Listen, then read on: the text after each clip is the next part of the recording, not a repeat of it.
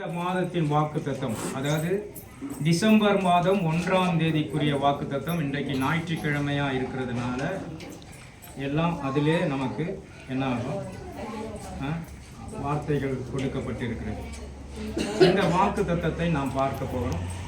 லூக்கா சுவிசேஷ புஸ்தகம், லூக்கா எழுதின சுவிசேஷ புஸ்தகம் 1ஆம் அதிகாரம் 37ஆம் வசனம். லூக்கா எழுதின சுவிசேஷ புஸ்தகம் 1ஆம் அதிகாரம் 37ஆம் வசனம். தேவனால கூடாத காரியம் ஒன்றுமில்லை என்றார். அப்போ பாருங்க, தேவனால் கூடாத காரியம் ஒன்றுமே இல்லை என்றார். அல்லேலூயா. யார் சொல்றது அப்படின்னா தேவதூதன் சொல்லுகிறார். யாருக்கு சொல்லுகிறார் அப்படின்னா மரியாளுக்கு சொல்லுகிறார். இந்த மாதம் கிறிஸ்மஸ் மாதமா இருக்கிறது. எத்தனை பேர் விசுவாசிக்கிறீங்க? இந்த மாதம் கிறிஸ்மஸ் மாதம், கிறிஸ்து பிறந்த மாதம். பிறந்ததற்காக அல்லேலூயா அடையாளங்கள் இருக்கிறது. கிறிஸ்து பிறந்ததற்காக சான்றிதழ் இருக்கிறது. நம்முடைய வேத சட்ட புஸ்தகத்தில் நம்ம பார்க்கிறோம் கிறிஸ்து பிறந்ததற்குரிய அடையாளம். அப்போ தேவனால் கூடாத காரியம் ஒன்றுமே இல்லை என்றார். இது எப்படி நடக்குமோ, இது என்னவா இருக்குமோ என்று மரியாள் பயந்து கொண்டிருக்கிறாங்க. தேவதூதன் வந்து அவருக்கு என்ன சொல்றாரு, சொல்லும் பொழுது அவர்கள் பயப்படுறாங்க. அப்போ பயந்த காரியம் அவர்களுக்கு என்ன இல்லை, நேரிடலை. யாருக்கு நேரிட்டது பயந்த காரியம் சொல்லுங்க? வயிற்றில் பிறக்க வேண்டும் என்பதற்காகவே தேவதூதன் இவர்களுக்கு முன்குறித்திருக்கிறார். எவர்களை முன்குறித்தாரோ அவர்களை அழைத்தும் இருக்கிறார். எவர்களை அழைத்தாரோ அவர்களை நீதிமானாக்கி இருக்கிறார். எவர்களை நீதிமானாக்கினாரோ அவர்களை மகிமையும் படுத்திருக்கிறார். இன்றைக்கு தேவ ஜனமே, தேவனால் கூடாத காரியம் ஒன்றுமே இல்லை என்று சொல்லப்பட்டிருக்கிறது. புரியுதுங்களா? தேவனால் கூடாத காரியம் ஒன்றுமே இல்லை. ஏதாவது இருக்கா? ஏன் நம்ம பயப்படணும்? இந்த உலக மக்களுக்குத்தான் ஆண்டவருடைய வாக்கு தத்தத்தை, உலகத்துக்குரியவர்களுக்கு, அதாவது நமக்கு ரட்சிக்கப்பட்டவர்களுக்கு அது மிகவும் பலனா இருக்கும். ஆண்டவருடைய வார்த்தை மிகவும் முக்கியமானது. ஆண்டவருடைய வார்த்தைக்கு நாம் கீழ்ப்படியும் போது நம்முடைய வார்த்தை, ஆண்டவருடைய வார்த்தை பலப்படும். ஆகவே ஆண்டவருடைய வார்த்தைக்கு முக்கியத்துவம் கொடுக்கணும். விசுவாசிக்கிறீங்களா? ஒரு மைக்கு கரண்ட் இல்லாத, தேவனால் கூடாத வார்த்தை, தேவனால் கூடாத காரியம் ஒன்றுமே இல்லை. என்ன சொல்லுங்க? தேவனால் கூடாத காரியம் ஒன்றுமே இல்லை. எல்லா மனுஷனுக்கும் சொல்லப்பட்ட வாக்கு தத்துவம் இதுதான். இந்த சபைக்குரிய வாக்கு தத்துவம், இந்த மாதத்துக்குரிய வாக்கு தத்துவம் இதுதான். அப்போ இந்த நாள் எல்லாமே கூடும். என்ன சொல்லுங்க? எல்லாமே கூடும். ஆண்டவரால் கூடாது ஒன்றுமே இல்லை. அப்போ நம்ம அதை விசுவாசிக்கணும், நம்பணும். நமக்கு நம்புகிறவர்களுக்கு பலன் அளிப்பார். அல்லேலூயா. சங்கீதக்காரன் என்ன சொல்றாரு? 23ஆம் சங்கீதத்தில், கர்த்தர் என் மேய்ப்பராக இருக்கிறார், நான் தாழ்ச்சி அடையேன்.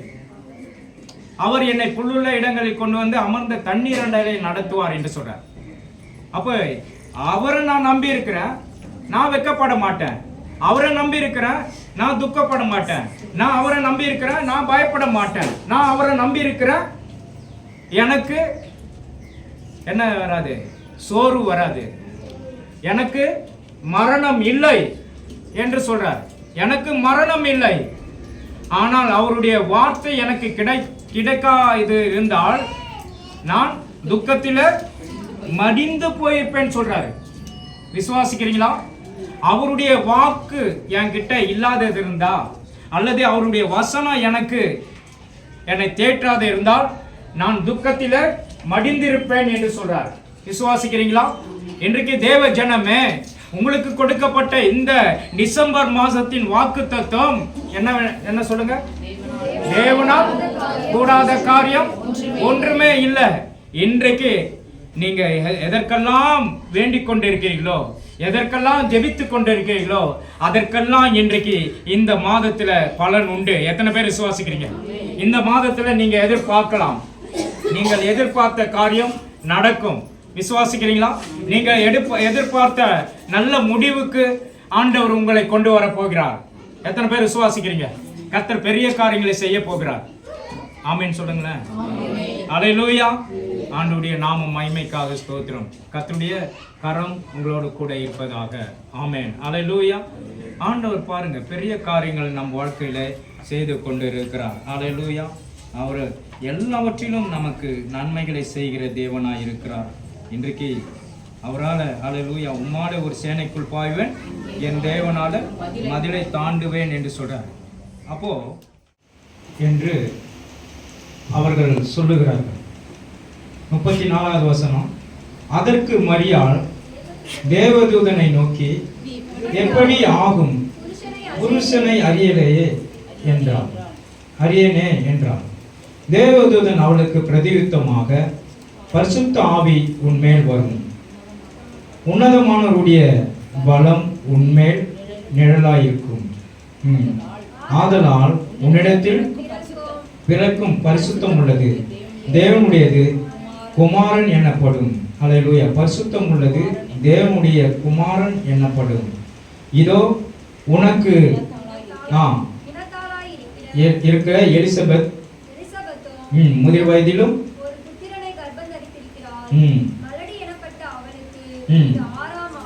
ஆமென். பாருங்க, மலடி என்றப்பட்ட அவளுக்கு இது ஆறாவது மாதமா இருக்கிறது. அதனால தேவனால் கூடாத காரியம் ஒன்றுமே இல்லை என்றார். இன்றைக்கு தேவ ஜனமே, இன்றைக்கு எதெல்லாம் நீங்கள் எதிர்பார்க்கிறீங்களோ அதெல்லாம் நடக்க போகுது. விசுவாசிக்கிறீங்களா? எதெல்லாம் நீங்க எதிர்பார்த்த காரியங்கள் இந்த மாதத்துல எல்லாருக்கும் நடக்க போகிறது. நீங்க ஏமாந்து போக மாட்டீங்க. அல்லேலூயா. உற்சாகமா இருப்பீங்க. கர்த்தர் உங்கள் வாழ்க்கையில ஒரு மாற்றத்தை கர்த்தர் கொடுக்க போகிறார். அல்லேலூயா. ஏனென்றால் ஆண்டவர் சொன்னது நடக்கும். சொன்னது நடக்குமா நடக்காதா? வாசிப்போம். ஏசாயா 55:10 வாசிங்க. மாரியும் உறைந்த மழையும் வானத்திலிருந்து இறங்கி பூமியை நனைத்து அது முளை கிளம்பி விளையும்படி செய்து விதைக்கிறவனுக்கு விதையையும் புசிக்கிறவனுக்கு ஆகாரத்தை கொடுக்கிறது எப்படியோ அப்படியே. ஆமென். ஆமென். ஆண்டவருடைய வாயிலிருந்து புறப்படுகிற வசனமும் இருக்கும். அதுதான் தேவனால் கூடாத வசனம் ஒன்றுமே இல்லை. தேவன் உங்களுக்கு எல்லாவற்றையும் தர அவர் வல்லமையுள்ள தேவனாய் இருக்கிறார். எத்தனை பேர் விசுவாசிக்கிறீங்க? எபிரேயர் புஸ்தகம் 4 வாசிங்க. 4:12 வாசிங்க. எபிரேயர் புஸ்தகம் 4:12 புதிய ஏற்பாடு. தேவனுடைய வார்த்தையானது ஜீவனும் வல்லமையும் உள்ளதாயும் இருபுறமும் கருப்புள்ள பட்டயமாய் ஆத்துமாவையும் ஆவியையும் குறிக்கத்தக்கதாக உருவ குத்துகிறதா யோசனைகளையும் ஆமா பகை அறுக்கிறதா இருக்கிறது. விசுவாசிக்கிறீங்களா? ஆண்டுடைய வார்த்தை இருபுறமும் பட்டயமா இருக்கிறது. எத்தனை பேர் விசுவாசிக்கிறீங்க? ஆண்டுடைய வார்த்தை தான் சொல்லுகிறது கர்த்தரால் கூடாத காரியம் ஒன்றுமே இல்லை. எத்தனை பேர் விசுவாசிக்கிறீங்க? கர்த்தரால் கூடாத காரியம் ஒன்றுமே இல்லை. யோவான் புஸ்தகம் 6:63 வாசிங்க. யோவான் புஸ்தகம் 6:63.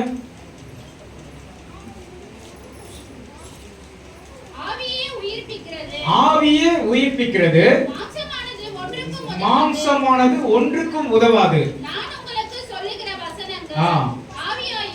ஆவியாகவும் ஜீவனாகவும் இருக்கிறது. விசுவாசியாதவர்கள் சிலர்கள் உண்டு. இன்னைக்கு பாத்தீங்கன்னா நம்ம கூட்டத்திலேயே நிறைய பேர் இருப்பீங்க விசுவாசிக்காதவங்க. விசுவாசிகளுக்கு எல்லாம் ஆகும். எத்தனை பேர் சொல்லுங்க? விசுவாசிக்கிறவர்களுக்கு எல்லாம் ஆகும். சொல்லுங்களேன், விசுவாசிக்கிறவர்களுக்கு எல்லாம் ஆகும். அல்லேலூயா. தேவனால் கூடாத காரியம் ஒன்றுமே இல்லை. அப்போ தேவன் உங்களுக்கு எல்லாவற்றையும் செய்ய வல்லவர்.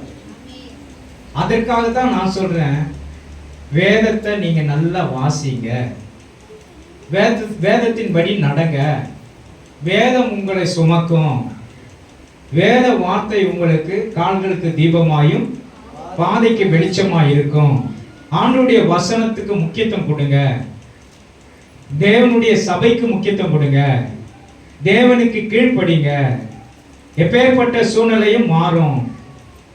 ஆண்டவருடைய வார்த்தை வான்மழையிலிருந்து புறப்பட்டு வருகிறது போல இங்கு வந்து பூமியை நனைத்து அதை பசுமை ஆக்கி அது முளைக்க செய்யும். முளைக்க செய்து அது மனுஷனுக்கு ஆகாரமாய் கொடுக்கும். அந்த மனுஷனுக்கு ஆகாரமாய் கொடுக்கிற வார்த்தை தான் தேவ வசனம். இன்றைக்கு தேவ ஜனமே, ஆண்டவருக்கு பிரியமானவர்களாய் நாம் வாழும்போது நம் வாழ்க்கை மாறக்கூடியதாக இருக்கு. எத்தனை பேர் விசுவாசிக்கிறீங்க? ஆண்டவருடைய வார்த்தை பெரியது. விசுவாசிக்கிறீங்களா? ஆண்டவருடைய வார்த்தை பெரிது. வால்டர் என்ற ஒரு தேவனை நம்பாத ஒரு மனுஷன் வாழ்ந்தான். தேவனுடைய பைபிள், வேத புஸ்தகத்தை எல்லாம் கிழித்து போட்டு கொடுத்தோம்.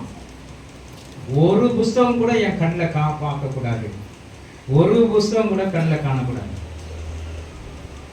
இன்னும் ஒரு 10 வருஷத்துல எல்லா புஸ்தகமும் அழியணும் அப்படின்னு சொல்லிட்டு நினைப்பான். ஏன்னா அதாவது தேவனுக்கு, வேதத்துக்கு புறம்பான காரியங்களை செய்யக்கூடியவன் அவன். கடைசியில பார்த்தான், அவன் மரித்தான். அவனுடைய மாளிகை, அவனுடைய அரண்மனை, அந்த வால்டர் என்ற மனிதனின் அரண்மனை, அது ஒரு வேத புஸ்தகம் அச்சிடப்படுகிற ஒரு நிலையமாய் மாறிற்று.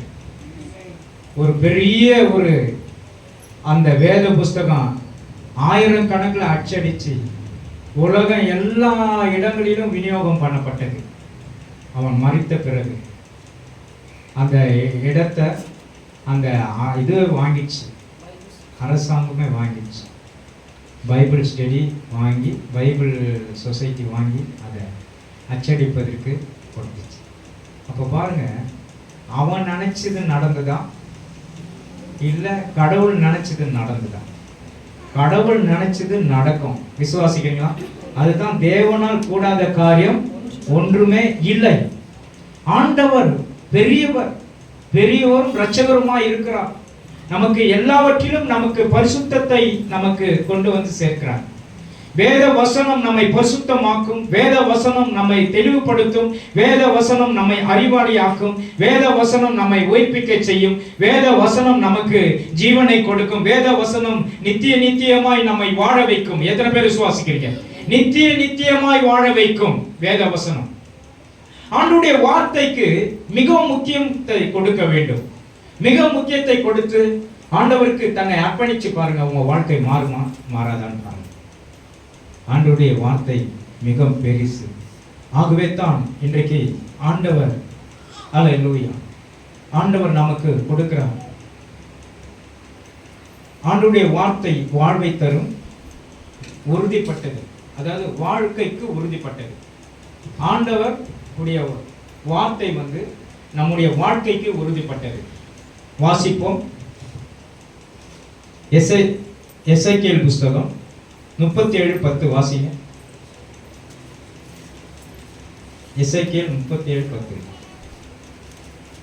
எனக்கு கற்பிக்கப்பட்டபடி நான் தீர்க்க தரிசனம் உரைத்தேன் என்று எசேக்கியேல் தீர்க்கதரிசி சொல்றார்.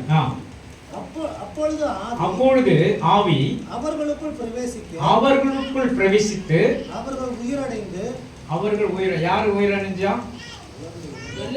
எலும்புகள் உயிரடையுதுங்க ஆண்டவருடைய வார்த்தைனால. எத்தனை பேர் விசுவாசிக்கிறீங்க தெரியல. செத்த எலும்பு, சுடுகாட்டில் இருக்கிற எலும்பு அப்படி சொன்னா தான் நமக்கு புரியும். எலும்புனா கறிக்காட்டில் இருக்கிற எலும்பு கிடையாது. சுடுகாட்டில் எலும்பு, சுடுகாட்டில் இருக்கிற எலும்பு உயிர் அடையலாம். ஆண்டவருடைய வார்த்தைக்கு எலும்பு கூட உயிர் கிடைக்கிறது பாருங்க. அப்போ எவ்வளவு மகத்துவமான வார்த்தை வசனம். வாசிங்க. அவர்கள் உயிரடைந்து காலூன்றி மகா பெரிய சேனையாய் நின்றார்கள் என்று சொல்லப்பட்டிருக்கிறது. அப்போ இதற்கு வாழ்வு ஆண்டவர் கொடுக்கிறார், வார்த்தையின் மூலமாக செத்த எலும்புக்கு கொடுக்கிறார். எத்தனை பேர் விசுவாசிக்கிறீங்க? எல்லாம் மகா பெரிய சேனையா எழும்பின. அப்போ ஆண்டவருடைய வார்த்தையில வாழ்க்கை உண்டா இல்லையா? செத்த எலும்புக்கு வாழ்க்கையை உண்டு பண்றாருன்னா, இன்றைக்கு ஜீவனோட இருக்கிறீங்க, தேவனை துதிக்கிறீங்க, ஆராதிக்கிறீங்க, வேதத்தை வாசிக்கிறீங்க, வேதத்துக்கு முக்கியத்துவம் கொடுக்குறீங்க, சபைக்கு வருகிறீங்க, உபவாசம் இருக்கிறீங்க, தேவனுக்காக காணிக்கை கொடுக்கிறீங்க, தேவனுக்காக தசம பாகத்தை கொடுக்கிறீங்க. உங்களுக்கு இந்த வார்த்தை வாழ்க்கைக்கு ஒத்து வருமா, ஒத்து வராதா? சொல்லுங்க, சொல்லுங்களேன். ஆமென் சொல்லுங்களேன். உங்க வாழ்க்கைக்கு ஒத்து வருமா, ஒத்து வராதா? ஆண்டவருடைய வார்த்தை உங்கள் வாழ்க்கையை தேற்றும், ஸ்திரப்படுத்தும். வாசிங்க. 1 பேதுரு 5ஆம் அதிகாரம் 10ஆம் வசனம் வாசிங்க. 1 பேதுரு 5ஆம் அதிகாரம் 10ஆம் வசனம். கிறிஸ்து இயேசுக்குள் நம்மை தமது நித்திய மகிமைக்கு அழைத்தவராய் இருக்கிற சகல கிருபையும் பொருந்திய தேவன் தாமே கொஞ்ச காலம் ஆண்டவர் பாருங்க, கொஞ்ச காலம் தான் உங்களுக்கு பாடு அனுபவிக்கிறதுக்கு உத்தரவு கொடுப்பாராம். ஏன் அது கொடுனா, உபத்திரவத்தின் மத்தியில உத்தரவு ஏன் கொடுக்கிறாரு உங்களுக்கு? சொல்லுங்க. உபத்திரவத்தின் மத்தியில போனாதான் ஆண்டவர் கொஞ்ச நாச்சும் நீங்க அறிய முடியும். விசுவாசிக்கிறீங்களா? சொல்லுங்க. நீங்க உங்களை சீர்படுத்தி ஸ்திரப்படுத்தி பலப்படுத்தி நிலை நிறுத்துவார் என்று சொல்றாங்க. அப்போ நிலை நிறுத்துவார். அப்போ ஆண்டவர் பாருங்க, சீர்படுத்தி ஸ்திரப்படுத்தி பலப்படுத்தி நிலை நிறுத்துவார். எத்தனை பேர் விசுவாசிக்கிறீங்க? அப்போ ஆண்டவருடைய வார்த்தை உங்களுக்கு உங்களை விட்டு விலகாமல் இருப்பதற்கு நீங்க ஆண்டவருடைய வார்த்தையை என்ன பண்ணணும்? தியானிக்கணும். தியானிக்கும் போது உன் வாழ்க்கை மாறும். பாருங்க, செத்த எலும்புக்கு ஜீவனை தரார்னா உங்களுக்கு ஏன் தர மாட்டாரு? சரீர பலவீனமா இருக்கிறவங்களுக்கு ஏன் நீங்க பயப்படுறீங்க? சரீர பலவீனமாய் சோம்பலா இருக்கிறதா? மற்ற காரியங்களுக்கு உங்களுடைய சரீரம் போது, ஆனா ஆண்டவருடைய காரியங்களுக்கு வர மாட்டேங்குது. அப்போ என்ன அர்த்தம்? பிசாசானவன் உங்களை கட்டி வச்சிருக்கிறான். நீங்க ஜெபம் பண்ணுங்க, ஆண்டவரே எங்கள் வாழ்க்கையை ஸ்திரப்படுத்துங்க, பலப்படுத்துங்க, சீர்படுத்துங்க, எங்களை பலவானாய் மாற்றுங்க என்று சொல்லுங்க. கர்த்தர் உங்களை கொண்டு பெரிய திட்டங்கள் வச்சிருக்கிறார். எத்தனை பேர் விசுவாசிக்கிறீங்க? அதுதான் வாழ்வழிக்கும் ஆதாரம். ஆண்டவருடைய வார்த்தை உங்களுக்கு வாழ்வழிக்கும் ஆதாரம். ஆண்டவருடைய வார்த்தை உங்களுக்கு வாழ்வை செழிப்பாக்க கூடியது. ஆண்டவருடைய வார்த்தை உங்களுக்கு மகிமை கொண்டு வரும். ஆண்டவருடைய வார்த்தை உங்களுடைய வாழ்க்கைக்கு மகிமை கொண்டு வந்து உங்களை சீர்படுத்தும், சிறப்படுத்தும், பலப்படுத்தும், நிலைநிறுத்தும். விசுவாசிக்கிறீங்களா? ஆண்டவருடைய வார்த்தைக்கு முக்கியத்துவம் கொடுங்க. கர்த்தர் உங்களை கொண்டு பெரிய காரியங்களை செய்ய போகிறார். கர்த்தருடைய வார்த்தை நம்மளை உயிர்ப்பிக்க செய்யும். விசுவாசிக்கிறீங்களா? எசேக்கியேல் தீர்க்கதரிசன புஸ்தகத்துல பார்த்தோம், 37வது வசனத்துல பார்த்தோம், 37வது அதிகாரத்துல பார்த்தோம். என்ன சொல்ற? பரிசுத்த ஆவியானவர் எனக்கு கொடுக்கப்பட்ட வார்த்தையின் மூலமாக அந்த எலும்புகள் கிட்ட என்னை கொண்டு போனது. பரிசுத்த ஆவியானவர் என்னை கொண்டு போய் நிறுத்தி இவைகளெல்லாம் உயிரடையுமா என்று என்னை கேட்டார்.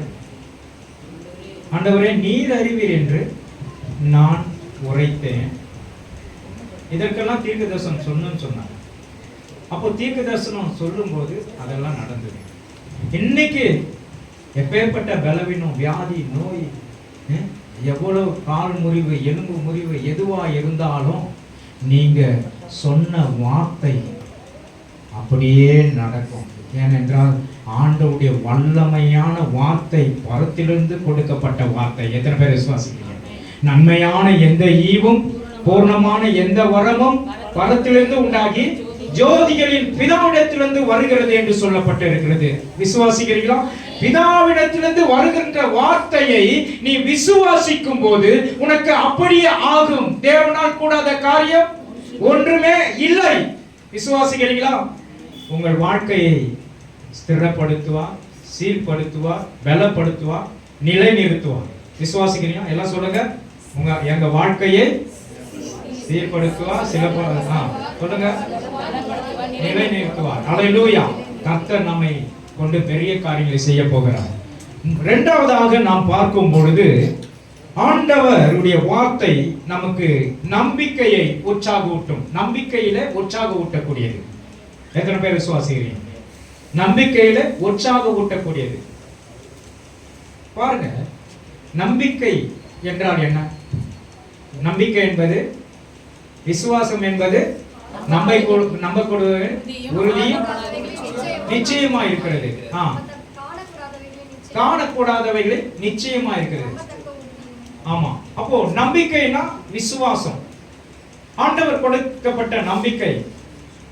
பாருங்க, ஸ்டெயின்ஸ் கிளாடின் என்றவங்க 97வது வருஷத்துல அவனுடைய 1997 கணவன் 2 பிள்ளைகளோட என்ன ஊர் அது? ஒரிசா மாநிலத்தில் எரிச்சிட்டாங்க. எல்லாருக்கும் தெரிஞ்சிருக்கும். எல்லாருக்கும் இவங்க வந்து மிஷினரியா வந்து ஊழியம் செய்யறதுக்காக வந்தாங்க. என்னப்பா வந்து என்ன பண்ணிட்டாங்க, அவங்கள வந்து சில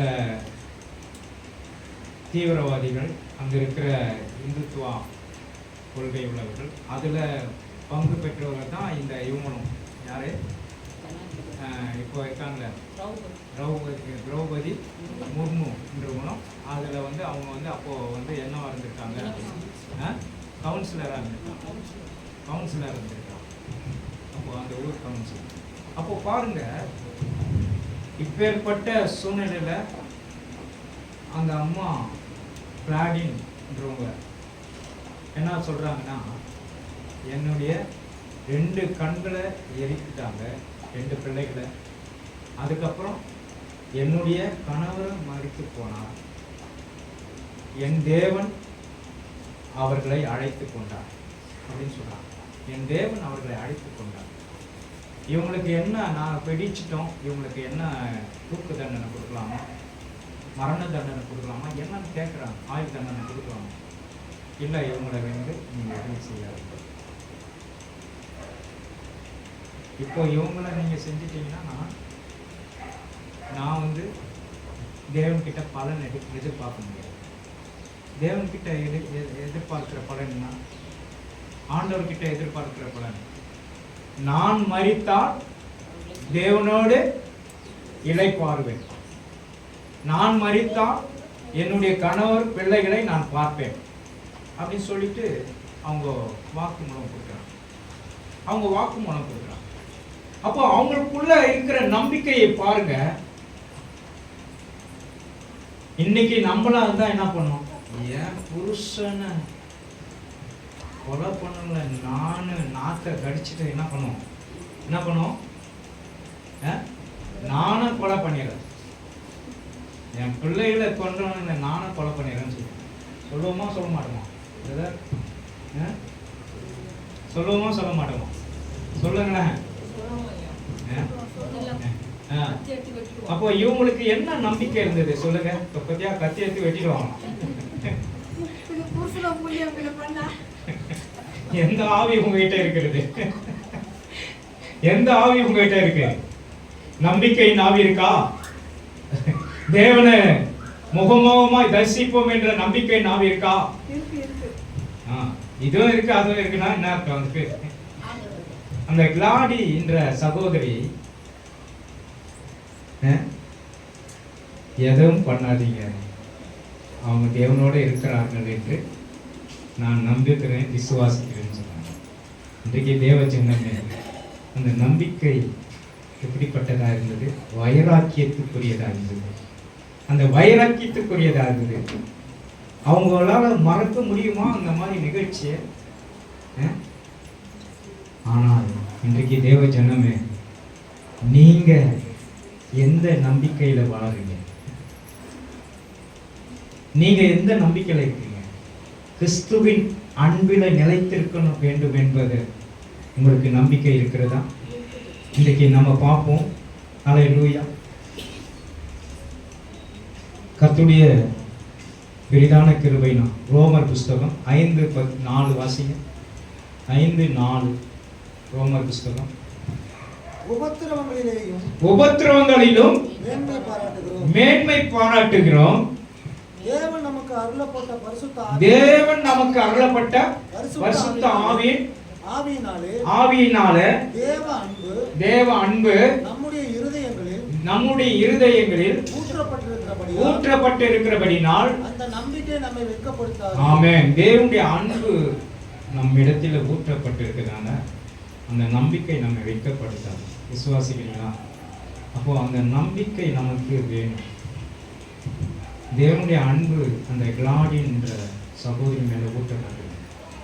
அந்த ஸ்டெயின்ஸ் சகோதரர் இறக்கும்போது ஆண்டவர்கிட்ட நான் போகிறேன் அப்படின்னு சொல்லிட்டு அவர் பாருங்க. ஸ்டேவான் கூட அப்படிதான். ஸ்டேவான் இன்னைக்கு இப்போ ஸ்டீஃபன் வச்சிருக்காரு பேர் ஸ்டேவான். அவரை கூட கல்ல எறியும் போது சிரிச்சுட்டே தான் மறிக்கிறார். இவன் சிரிக்கிறான், இவ்வளோ கல்ல எறிஞ்சு சாகாத சிரிக்கிறான்னு சொல்லிட்டு மறிக்கிறான். அப்போ அவருடைய இதெல்லாம் எங்க இருக்கு? பிதாவிடத்திலிருந்து அந்த அன்பு நிலைந்து கொண்டிருக்கிறது. விசுவாசிக்கிறீங்களா? இன்றைக்கு தேவ சித்தத்தை செய்வதற்காக நீங்கள் தன்னை அர்ப்பணிப்பீர்கள் என்றால் தேவ அன்பு உங்களை மூடிக்கொள்ளும். அதுதான் உன்னதமானவரின் மறைவில் இருக்கிறவன் சர்வ வல்லவரின் நிழலில் தங்குவான். நான் கர்த்தரை நோக்கி, நீர் என் அடைக்கலம், என் கோட்டை, என் தேவன், நான் நம்பி இருக்கிறவர் என்று சொல்லுவேன். வேடனுடைய கண்ணிக்கும் பாழாக்கும் கொள்ளை நோய்க்கும் என்னை தப்புவிக்கிறவர் நீர் அல்லவா? இன்றைக்கு தேவ ஜனமே, அந்த நம்பிக்கை உங்களுக்குள்ளே இருக்க வேண்டும். அந்த நம்பிக்கை உங்களுக்குள்ளே இருக்க வேண்டும் என்றால் உங்களை உற்சாகப்படுத்தும். தேவனுடைய வார்த்தை உங்களை உற்சாகப்படுத்தும். தேவனுடைய அன்பு உற்சாகப்படுத்தும். தேவனுடைய மகிமை உங்களை உற்சாகப்படுத்தும். இன்றைக்கு அமர்ந்திருக்கிற தேவ ஜனமே, தேவ பிள்ளைகளே, கர்த்தருடைய பிள்ளைகளே, தேவனுடைய நம்பிக்கை உங்களை உற்சாகப்படுத்த வேண்டும். அன்பு உற்சாகப்படுத்த வேண்டும். ஆண்டவரை நீங்க நம்பி வந்திருக்கிறீங்க, உங்களை ஒருபோது கைவிட மாட்டார். அல்லேலூயா. தேவனால் கூடாத காரியம் ஒன்றுமே இல்லை. எல்லாம் சொல்லுங்க, தேவனால் கூடாத காரியம் ஒன்றுமே இல்லை. கர்த்தர் நமக்குள்ள வாசம் பண்ணுகிறவர். இந்த மாதம் முழுவதும் இந்த வசனத்தை நீங்க சொல்லி சொல்லி பாருங்க. ஆண்டவர் உங்களோடு இருக்கிறாரா இல்லையான்னு பாருங்க. உங்களுக்கு பலப்படுத்துவார், ஸ்திரப்படுத்துவார், உங்களை சீர்படுத்தி உங்களை உயர்த்துவார். ஆண்டவர் உங்களை உயர்த்துவார். உங்களுக்கு அல்லேலூயா. இந்த மாதம் முழுவதும் கண்ணின் மணி போல் காப்பார், பாதுகாப்பார், வழி நடத்துவார். அல்லேலூயா. நீங்க நல்லா ஜெபிக்கலாம். கர்த்தர் உங்களை ஆசீர்வதிப்பாராக. ஆமென். அதற்காகத்தான் ஆண்டவர் அல்லேலூயா ஸ்தோத்திரம். 2 தீமோத்தேயு புஸ்தகம் 3ஆம் அதிகாரம் 17ஆம் வசனம் வாசிங்க. உபதேசத்துக்கும் கடிந்து கொள்ளுதலுக்கும் சீர்திருத்தலுக்கும் ஆமென் பிரயோஜனம் உள்ளதா இருக்கிறது. அந்த நம்பிக்கை சீர்திருத்தவும் உபதேசிக்கவும் கடிந்து கொள்ளுதலுக்கும் சீர்திருத்தவும் நீதியை படிப்பிக்கிறதற்கும் பிரயோஜனம் உள்ளதா இருக்கிறதா. அந்த நம்பிக்கையில நீங்க நிலைத்திருங்க. கர்த்தர் உங்களை ஆசீர்வதிப்பார். தேவனுடைய வார்த்தை, ஆண்டவருடைய வார்த்தையின் நம்பிக்கை உங்களுக்கு உற்சாகப்படுத்த வேண்டும். எத்தனை பேர் விசுவாசிக்கிறீங்க? முதலாவது பார்த்தா ஆண்டவர் உங்களுக்கு கொடுக்கிற வாழ்வு உறுதிப்பட வேண்டும். ஆண்டவர் கொடுக்கிற நம்பிக்கையில நீங்க உற்சாகப்பட வேண்டும். கர்த்தர் உங்களை ஆசீர்வதிக்க வல்லமை உள்ள தேவனாய் இருக்கிறார். மூன்றாவதாக நாம் பார்ப்போம் ஏசாயா தீர்க்கதரிசன புஸ்தகம் 55:1 வாசிப்போம். இதோ தாகமாய் இருக்கிறவர்களே நீங்கள் எல்லோரும் தண்ணீர் அண்டைக்கு வாருங்கள். ஆண்டவருடைய வார்த்தை கேட்கிறவர்களே, நலிந்தவர்களே, பலவீனமாய் இருக்கிறவர்களே, வியாதிப்பட்டு இருக்கிறவர்களே, சுகவீனமாய் வாழ்கிறவர்களே, கஷ்டப்பட்டு கொண்டு இருக்கிறவர்களே, நீங்கள் எல்லோரும் தண்ணீர் அண்டைக்குள் வாருங்கள். பணம் இல்லாதவர்களே நீங்கள் வந்து வாங்கி சாப்பிடுங்கள். வந்து பணமும் இன்றி விலையும் இன்றி திராட்சரசமும் பாலும் கொள்ளுங்கள். பாருங்க, பணமும் வேணாம், காசும் வேணாம். ஆண்டவருடைய வார்த்தைக்கு பணம் வேணாம், காசு வேணாம், எதுவுமே வேணாம். எப்படிப்பட்டவங்களை ஆண்டவர் அழைக்கிறாரு? எளிமையானவர்கள், வசதி வாய்ப்பு இல்லாதவர்கள், பணம் இல்லாதவர்கள், குன்றிய மனம் உள்ளவர்கள், வியாதி உள்ளவர்கள் எல்லாரையும் அழைக்கிறார். அவங்கள மாத்திரம் இல்லை, படித்தவங்களையும் அழைக்கிறார், பட்டம் பெற்றவங்களையும் அழைக்கிறாரு, எல்லாரையும் அழைக்கிறாரு. நீங்கள் வாங்கி, பணமும் இல்லை, விலையும் இல்லை, நீங்கள் வாங்கி உண்ணுங்கள். ஆண்டவருடைய வார்த்தை உங்களை உறுதிப்படுத்துது. எல்லாரையும் அழைக்குது. இன்றைக்கு தேவ ஜனமே, உங்களை அழைக்கிற தேவன் உண்மை உள்ளவர். நீங்கள் ஆண்டவருக்கு தன்னை அர்ப்பணிக்கும் போது உங்களுடைய வாழ்க்கை ஸ்திரப்படும். உங்களை ஆண்டவருடைய வார்த்தை, அவரால் கூடாத காரியம் ஒன்றுமே இல்லை. எல்லாமே உங்களுக்கு கூடும். கர்த்தர் உங்களை ஆசீர்வதிப்பார். நாம் எல்லாரும் கொஞ்ச நேரம் எழுந்து நிற்போம். கர்த்தருடைய நாமம் மகிமைப்படும். ஹல்லேலூயா, ஹல்லேலூயா. ஆண்டவரால் கூடாதது ஒன்றும் இல்லைப்பா. அவரால் கூடும், எல்லாமே கூடும். ஹல்லேலூயா, ஹல்லேலூயா. ஜீசஸ். தேவனால் கூடாத காரியம் ஒன்றும் இல்லை. ஹல்லேலூயா. பாடலை பாடி தேவனை தேவனால் கூடாத காரியம் மனுஷனால் கூடாதது தேவனால் கூடும். இன்றைக்கு என்னுடைய வார்த்தையை கேட்டுக்கொண்டிருக்கிற தேவஜனம் ஆண்டவர் ஆசீர்வதிக்க முடியாது. ஒவ்வொரு பிள்ளைகளையும் ஆசீர்வதிக்க முடியாது. கொடுத்த கரங்களை ஹல்லேலூயா ஒவ்வொருவரையும் ஆசீர்வதிக்க முடியாது. கர்த்தர் உங்களை ஆசீர்வதிப்பாராய், உன்மேல் பிரகாசிக்க பண்ணி உன்மேல் கிருபையாய் இருக்க கடவுள். கர்த்தர் தம்முடைய முகத்தை உன்மேல் பிரசன்னமாக்கி உனக்கு சமாதானத்தை கட்டளையிடுங்கள். கர்த்தாவே, ஒவ்வொருவருக்கும் சமாதான வாழ்க்கை கட்டளையிடுங்கள். ஒவ்வொருவருக்கும் சந்தோஷமான வாழ்க்கை கட்டளையிடுங்கள். ஒவ்வொரு மேலும் இறங்கும், மனம் இறங்கும். ஆசீர்வதி இயேசுவின் நாமத்தில் பிதாவே. எல்லாரும் எழுந்து நிற்போம். எல்லாரும் சேர்ந்து சொல்லுவோம். என் ஆத்துமாவே கர்த்தரை ஸ்தோத்திரி, முழுவதுமே பரிசுத்த நாமத்தை ஸ்தோத்திரி. என் ஆத்துமாவே கர்த்தரை ஸ்தோத்திரி, அவர் செய்த சகல உபகாரமும் மறவாது. நம் ஆண்டவராகிய இயேசு கிறிஸ்துவின் கிருபையும் பிதாவாகிய தேவனுடைய அன்பும் பரிசுத்த ஆவியின் அன்பின் ஐக்கியமும் சமாதான சுகமும் நம் அனைவரோடும் என்றென்றைக்கும் சதா காலங்களிலும் கூட இருப்பதாக. ஆமென் சொல்லுவோம். அல்லேலூயா, அல்லேலூயா, அல்லேலூயா. கர்த்தர் உங்களை ஆசீர்வதிப்பாராக. ஒருவருக்கு வாழ்த்தி செல்லுங்கள். கர்த்தர் உங்களோட கூட இருப்பார். God bless you. Hallelujah.